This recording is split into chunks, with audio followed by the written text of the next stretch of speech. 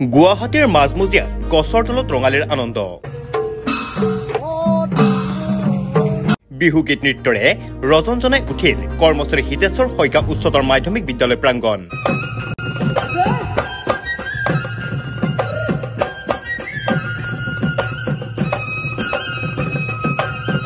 সাংস্কৃতিক বাহিনী অসমৰ উদ্যোগত বিহুৰ আনন্দ উল্লাস বিশিষ্ট অতিথি হিচাপে উপস্থিত থাকে NEZCCৰ অধ্যক্ষ ডাক্তৰ প্ৰসন্ন গগৈ পুৱা বন্তি প্ৰজ্বলন শহীদ তৰ্পণ আৰু পতাকা উত্তোলনেৰে আৰম্ভ হয় কাৰ্যসূচী এই বিষয়ে জনালে সভাপতি ডাক্তৰ প্ৰশান্ত বুঢ়াগোহাঁই আসলে এটা ব্যতিক্ৰম এখন বিহু যেটো আমাৰ কংক্ৰিটৰ মহানগৰী তুমি এইটো কলাই অলৰেডি আমি তোমালোকে দেখিব পাৰা এজোপা গছৰ তলত মঞ্চবিহীন এই বিহুখন আমি খুব অসমীয়াক ভাল পোৱা অসমীয়া সংস্কৃতি কলা সংস্কৃতি ভাল পোৱা কেইজনমান ব্যক্তি আছে তেখেতলোকৰ উদ্যোগত সামাজিক সাংস্কৃতিক বাহিনী অসম এই অনুষ্ঠানটোৱে উদ্যোগত গছৰ তলত ৰঙালী আনন্দ নামেৰে শীৰ্ষক বিহু পতা হৈছে আৰু বিশেষকৈ আমাৰ সময়ৰ প্ৰত্যাহ্বান যে সময়ৰ লগে লগে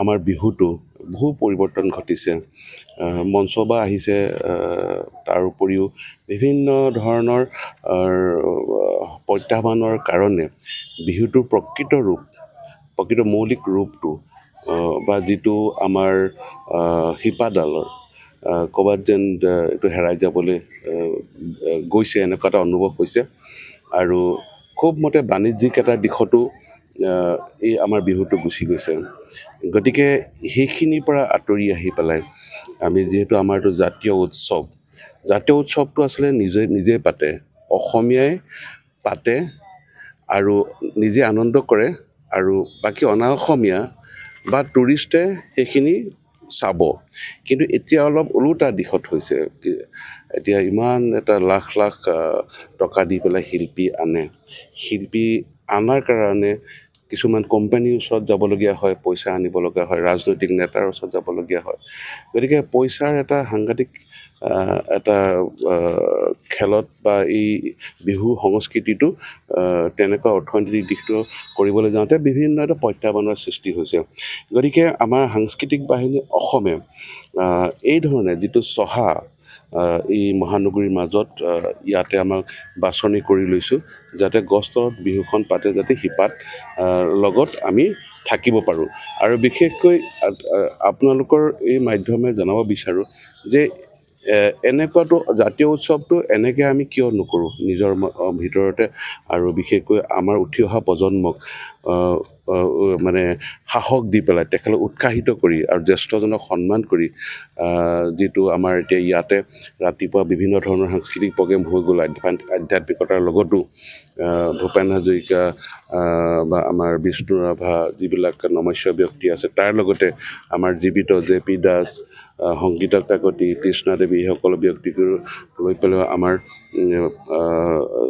বন্তি প্ৰজ্বলন হৈছে আৰু এইখিনি অনুসৰণ কৰিছে কিছুমানে বিশেষকৈ আমি এইবাৰ নৱম বৰ্ষত আমি ভৰি দিছোঁ তাৰ অষ্টম বৰ্ষলৈকে আমি ইয়াৰ ওচৰৰে কৰ্মশ্ৰী হিতেশ্বৰ শইকীয়া মহাবিদ্যালয়ৰ প্ৰথম সময় যাওঁতে প্ৰাংগণটো আমি ব্যৱহাৰ কৰিছিলোঁ কিন্তু এইবাৰ দেখিছোঁ কোনোবা আমাৰ দৰে সাংস্কৃতিক প্ৰেমী আহি পেলাই সেই জেগাডোখৰ অহাকালিলৈ তেখেতলোকে এই গছতলৰ বিহুখন কৰিব আমি ভাল পাইছোঁ যে আমাৰ যিটো কনচেপ্ট বা আমাৰ অনুসৰণ কৰিছে গতিকে এইটো উৎসাহজনক কথা আৰু মই ভাবোঁ আমি জাতীয় উৎসৱো এনেকেই পালন কৰা হয় আৰু যাতে শিপাডালক আমি পাহৰি নাযাওঁ বিকৃত হৈ নাযায় আৰু অসুস্থ হৈ নাযায় সুস্থ আৰু অবিকৃত ৰূপত ৰাখিবৰ কাৰণে আমাৰ সাংস্কৃতিক বাহিনী অসমে জন্মৰ লগৰ পৰাই চেষ্টা কৰি আহিছে আৰু তাৰ লগতে প্ৰতি বছৰে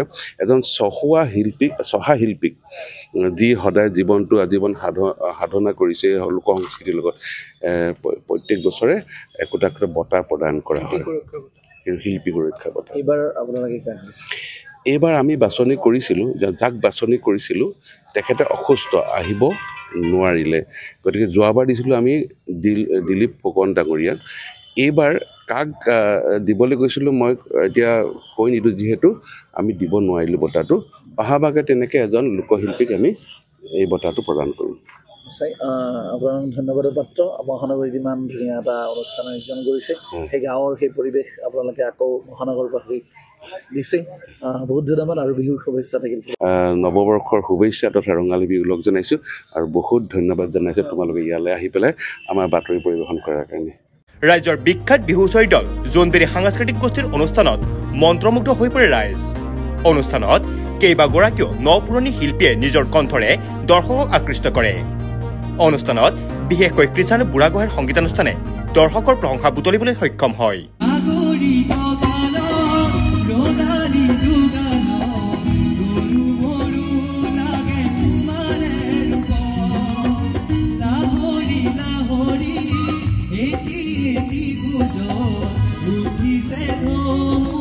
জনালে আয়োজক কমিটি তথা প্ৰতিষ্ঠাপক সদস্য ৰাজীৱ বৰুৱাই। গুৱাহাটীবাসীক এইটোৱে কওঁ যে গছৰ তলৰ ৰঙালী আনন্দ এইবাৰ নৱম বাৰ্ষিক। আৰু আমি মানে প্ৰথম যেতিয়া আমি পাতিছিলোঁ তেতিয়া হিতেশ্বৰ শইকীয়া কলেজ এইখন কলেজত পাতিছিলোঁ। এতিয়া আমি এটাই প্ৰয়াস কৰিছিলোঁ যে আমি গোটেই কংক্ৰিটৰ মহানগৰীত আপুনি দেখিছে গোটেই ষ্টেজত চলি আছে বিহু। ষ্টেজত খালি এটাই তেওঁলোকে কয় ৰাইজে নাচিবলৈ নাপায়, খালি যিহেতু ষ্টেজত গায়ক উঠিলে গীত উঠিলে সেই সকলোৱে আৰু তাৰপৰা চাই থাকে।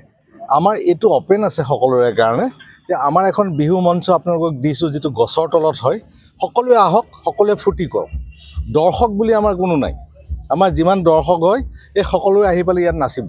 আপুনি অলপ সময়ৰ পিছত যদি চাই ৰাতি 12টালৈকে আমাৰ ইয়াত সকলোৱে আহি নাচিব পাৰে, গান গাব পাৰে।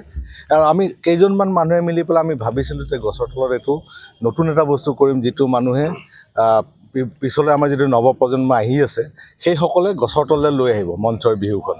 আমি প্ৰয়াস এটা কৰিছোঁ, সামান্য প্ৰয়াস কৰিছোঁ, ভৱিষ্যতলৈ ভাল হ'ব বুলি আশা কৰিছোঁ। কাৰ্যসূচীটো কেনেকুৱা আছিল আজি আপোনালোকৰ? কাৰ্যসূচী ৰাতিপুৱা যিটো কাৰ্যসূচী আছিলে সেই কাৰ্যসূচীত আমি সদায় যিমানসকল জ্যেষ্ঠ আমাৰ বিহুৰ যিটো পৰম্পৰা আছে যে জ্যেষ্ঠসকলক সেৱা কৰাটো, আমি জ্যেষ্ঠসকলক মাতি পেলাই সেৱাটো কৰোঁ। তো সভাপতি আদৰি অনাৰ পৰা আৰম্ভ কৰি তাৰপিছত আমাৰ যিখিনি কাৰ্যসূচী আছিলে আমাৰ এইসকল মানুহক দেখিছে আমাৰ যিসকল আছে ভূপেন হাজৰিকা, ফণী শৰ্মা, জ্যোতিপ্ৰসাদ আগৰৱালা, মঘাই ওজা। এই মঘাই ওজাক মানুহে চিনিয়ে নাপায়। এই ফটোখন দেখি সৰু সৰু ল'ৰা ছোৱালীয়ে সুধিছে যে এই মানুহজন কোন আছিলে। বোলে এইজনে বিহুৰ প্ৰথম ওজা আছিলে, যিজনৰ নাম হ'ল মঘাই ওজা। তেওঁৰ আচল টাইটেল কোনেও গম নাপায়, তেখেতক মঘাই ওজা বুলি জানে।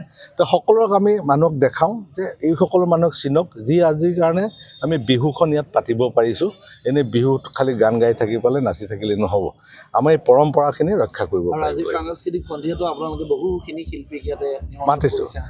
হয় হয় হয়, ইয়াৰ ভিতৰত জ্যেষ্ঠ শিল্পী মণিকা হাজৰিকা বাইদেউ, হয় হয় হয়, জিনা ৰাজকুমাৰী, তেখেতসকল আহি আছে, অলপ পিছতে পাবহি। তেখেতসকল আহি পেলাই আমাৰ সঁচাকৈ আপোনালোকক এটা কথা কওঁ যে বাকী সেই জিনা ৰাজকুমাৰীয়ে যদি এখন ষ্টেজ প্ৰগ্ৰেমত যায়, প্ৰফেচনেলি যায়, তেওঁক পইচা 1.5 লাখ টকা বা 1 লাখ টকা যি হয় তেওঁলোকে গৈ। ইয়াত সকলো ফ্ৰীত আহে, কাৰণ এইখন নিজৰ বিহু, আমাৰ সকলোৰে বিহু। অনুপম শইকীয়া আহিছিলে যোৱাবাৰ, কোনো ধৰণৰ আমি তেওঁলোকক নিদিওঁ, কিন্তু মৰমত আহে। আৰু আমি আমাৰ সদস্য, একজেক্টলি, হয় হয়, তেওঁলোকে আমাৰ সদস্যও হয়। JP দাস আমাৰ উপদেষ্টা, মনীষা বাইদেউ আমাৰ উপদেষ্টা, আৰু তেওঁলোকে আমাৰ সদস্য হয়। সদস্য আহি পেলাই অকণমান বিহু পাক এটা নাচি ভাত এসাঁজ খাই পেলাই ইয়াৰ পৰা যায়। ৰাতিপুৱা জলপানৰ পৰা আদি কৰি সকলো ৰাইজৰ কাৰণে দুপৰীয়া ভাত, ৰাতিৰ ভাত সাজলৈকে আমি ইয়াৰ পৰা আমাৰ সাংস্কৃতিক বাহিনী অসমে আমি দিওঁ। হয়, আৰু এটা কওঁ আপোনাক কেছটো, আমাৰ ইয়াত যিখিনি সদস্য আছে, আমাৰ সেই সদস্যৰ বৰঙণিৰ দ্বাৰা এই বিহুখন চলে। আমাৰ কোনো ধৰণৰ তাতে কোনো চান্দা তোলা হেৰিটো নাই। আমাৰ ইয়াত যিখিনি মানুহ পাওঁ সেইখিনি মানুহে যোনে যোনে দিব পাৰে সেইমতেই আমাৰ বিহুখন চলা হয়। সেইকাৰণে অকণমান সৰু হৈছে, তাৰ ভৱিষ্যতলৈ আৰু সদস্য বাঢ়িব আৰু সদস্যৰ বৰঙণিৰ দ্বাৰা আমাৰ আগবাঢ়ি যাম বুলি আশা কৰিছোঁ।